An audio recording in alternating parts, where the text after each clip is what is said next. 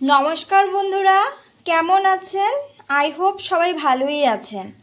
Das family ব্লগসে নতুন আরেকটা ভিডিওতে আপনাদের সবাইকে স্বাগত। তো আজকে আমার রেসিপি হলো চারাপোনা মাছ দিয়ে গাটি কচু দিয়ে একটা রেসিপি করব। তো এই রেসিপিটা আমি কীভাবে তৈরি করি সম্পূর্ণটা দেখবেন এবং পাশে থাকবেন। তো এখানে দেখতেই পাচ্ছেন ছোট চারাপোনা মাছকে আমি ভালো করে কেটে ধুয়ে সাফা করে নিয়ে নিয়েছি। এখন এটাতে নুন হলুদ মাখিয়ে ভেজে নেব। আর এইদিকে আছে গাটি কচু। তো গাটি কচুগুলোকে আমি একটা ছুরির সাহায্যে ভালো করে ছুলে দুই ভাগ করে নেব। তো চলুন আমি সম্পূর্ণ ভিডিওটাই আপনাদের সাথে শেয়ার করব, আপনারা দেখবেন। তো এখানে এই যে আমি মাছগুলোর মধ্যে নুন হলুদ মাখিয়ে নেব। তো দিয়ে দিলাম নুন, এবার দিয়ে দিলাম হলদি। তো মাছগুলোকে দুই পিঠে খুব ভালো করে নুন হলুদ মাখিয়ে নেব।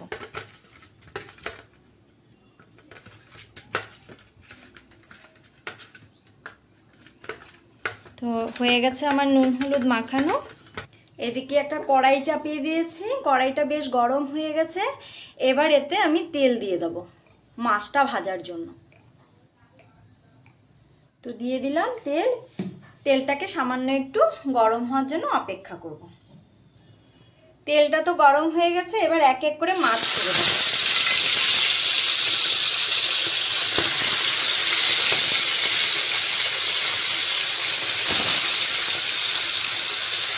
তো দিয়ে দিলাম সব মাছগুলো, এবার ভেজে নেবো দুই পাশ ভালো করে উল্টে পাল্টে ভেজে নেব।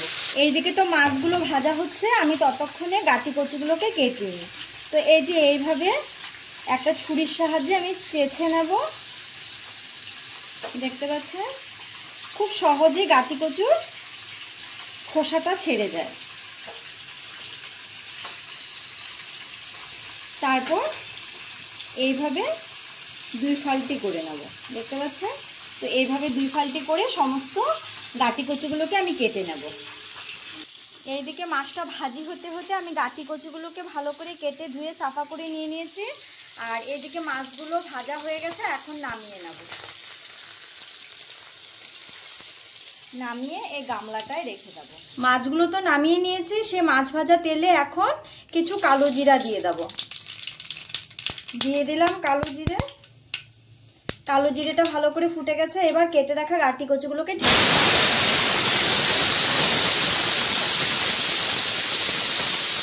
এবার কতক্ষণ গাটি কচুগুলোকে ভেজে নেবে তেলের মধ্যে।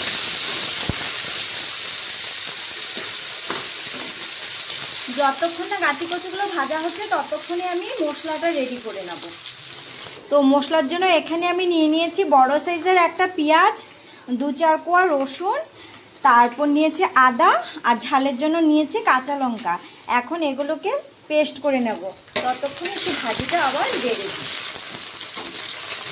তো ভাজা হয়ে গেছে, এবার পেস্ট করে রাখা মশলাগুলো আমি এতে দিয়ে দেব।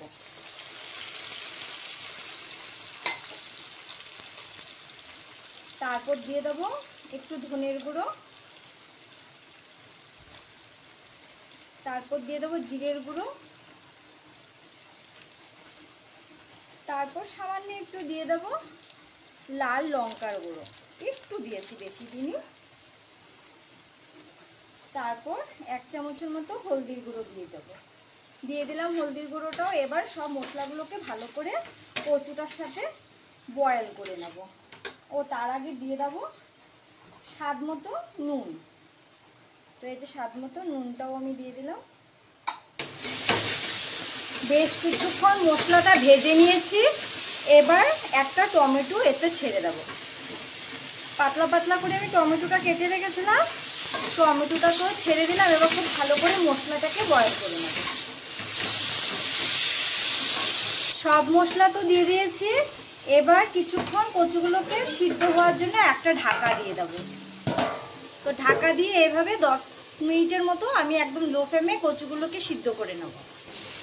বেশ অনেকটা সময় আমি ভেজে নিয়েছি, আর কচুগুলো প্রায় সিদ্ধ হয়ে গেছে। এই যে খুন্তি ঢুকে যাচ্ছে, দেখতে পাচ্ছেন হয়তো। আমি দেখিয়ে দিচ্ছি।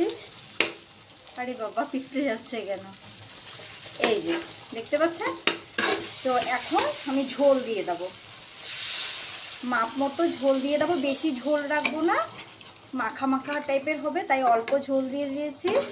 এবার কতক্ষণ ইয়ে হতে দেবো, জালটা উঠতে দেবো। ঝোলের জালটা উঠলে আবার মাছ দিয়ে কিছুক্ষণ ঢেকে দেবো। ঝোলের জাল উঠে গেছে, এবার আমি ভেজে রাখা মাছগুলো সব ঢেলে দেবো। তো মাছগুলোকে ঢেলে দিয়েছি, এবার ঝোলের মাছে ডুবিয়ে দেবো যাতে মাছগুলো বয়েল হয়ে যায়। তো সব মাছগুলোকে আমি ডুবিয়ে দিলাম ঝোলের মধ্যে। এবার আবার ঢাকা দিয়ে আরও একদম লো ফ্লেমে 10 মিনিটের মতো রান্না করে নেব যাতে কচুগুলো একদম গলে যায়। প্রায় হয়ে আসছে আমার সবজিটা, এবার নামিয়ে নেব। তো চলুন নামিয়ে নিই, নামিয়ে আবার ফাইনাল লুকটা আপনাদের সাথে শেয়ার করছি। তো হয়ে গেল আমার গাটি কচু দিয়ে মাছের সেই সবজিটা। তো একটা আমি গামলাতে নামিয়ে নিয়েছি, দেখতে পাচ্ছেন কি ভালো লাগছে দেখতে। তো আমার ভিডিওটা দেখে কার কার ভালো লেগেছে অবশ্যই কমেন্টস করবেন। আর আমার ভিডিওটা দেখে যদি ভালো লেগে থাকে তো অবশ্যই আমার চ্যানেলটাকে সাবস্ক্রাইব করে দেবেন এবং ভিডিওগুলোকে লাইক কমেন্ট করতে কিন্তু ভুলবেন না। আর যারা আমার চ্যানেলে ভিডিও দেখছেন কিন্তু এখনও আমার চ্যানেলটাকে সাবস্ক্রাইব করেননি, তাদেরকে অনুরোধ করছি তারা যাতে আমার চ্যানেলটাকে সাবস্ক্রাইব করে দেয় এবং পাশে থাকে। আর যারা আমার চ্যানেলটাকে সাবস্ক্রাইব করে নিয়েছে তাদেরকে অসংখ্য অসংখ্য অসংখ্য ধন্যবাদ। তো নেক্সট আরেকটা ভিডিওতে আবার দেখা হবে। ভালো থাকবেন, সুস্থ থাকবেন। Tata, bye bye.